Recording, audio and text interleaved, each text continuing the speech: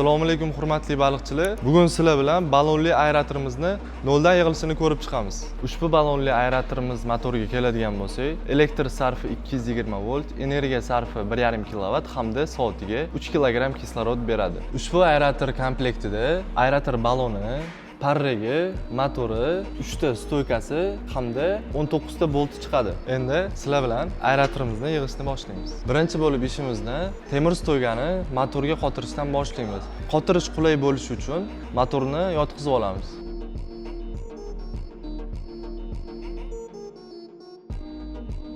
Mana ko'rib turganingizdek temir stoykalarni qotirib bo'ldik. Endi navbat parrakni qotirishga.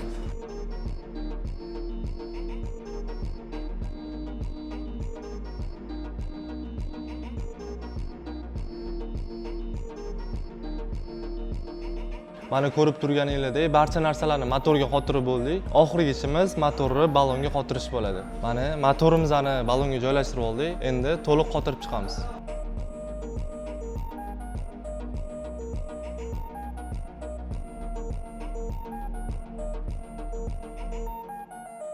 Mana ko'rib turganingizdek balonli aeratorimiz tayyor bo'ldi. E'tiboringiz uchun rahmat.